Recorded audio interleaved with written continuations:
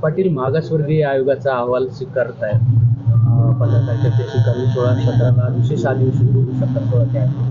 पण याच्यात एक असं होतं की वेगळं स्वतंत्र आरक्षण देण्याची शिफारस केली जाऊ शकते बातम्या आहेत सगळीकडे सध्या. मागासवर्गीय आयोगाचा अहवाल सरकारनं स्वीकारलं तर पाहिजे.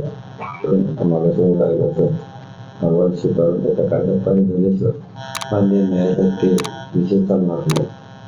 या मराठ्यांना आरक्षण द्यायचं म्हणजे त्यांच्यासाठी आपण या लढा उभा करत असताना आपण नवीन मागासवर्गीय आयोग गठीत करायला लावला, त्याचा अहवालही आला.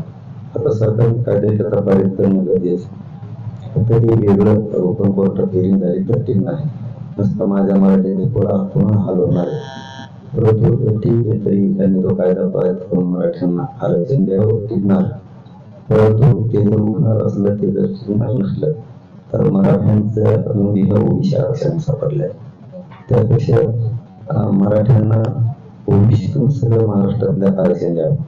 मराठा म्हणून आम्हाला कोणती म्हणून नको म्हणणारे जास्तीत जास्त 1,500 लोक त्रास त्यांच्यासाठी सरकारने विनाकारण काही हट्ट त्यांचा ते 10-15 लोक ठेवण्यासाठी ते इतके पण नसते बोलणारे तर कसाचे.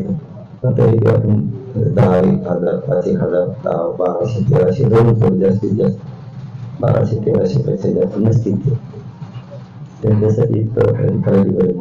त्यापेक्षा आपण उद्या त्याला विशेष अधिवेशन बोलू. आजच्या कॅबिनेटमध्ये आपण निर्णय घेऊन उद्या त्याला विशेष अधिवेशन बोलू.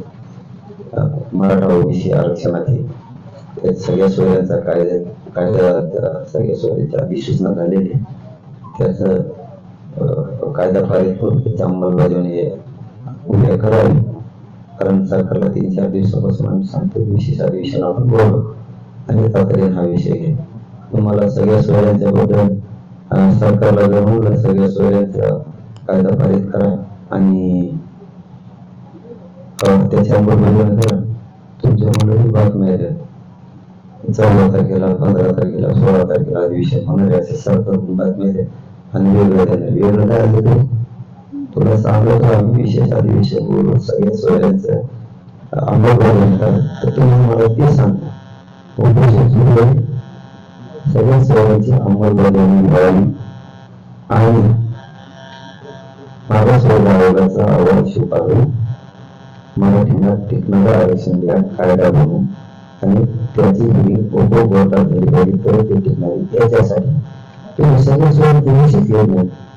तुम्ही विषय मागासवर्गीय आयोगाचा अधिवेशन बोलत होईल तुम्हाला सगळ्या सोयऱ्याची अंमलबजावणी करावी लागणार.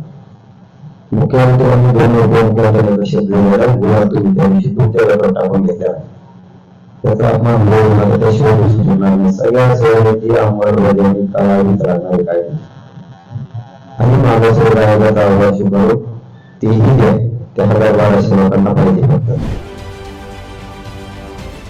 राजकारणातील प्रत्येक अचूक बातमीचे सर्वात आधी अपडेट्स मिळवण्यासाठी सरकारनामाच्या सर्व सोशल मीडिया प्लॅटफॉर्मला लाईक, फॉलो आणि सबस्क्राईब करा. तसंच सर्व नोटिफिकेशनसाठी बेल आयकॉन प्रेस करायला विसरू नका.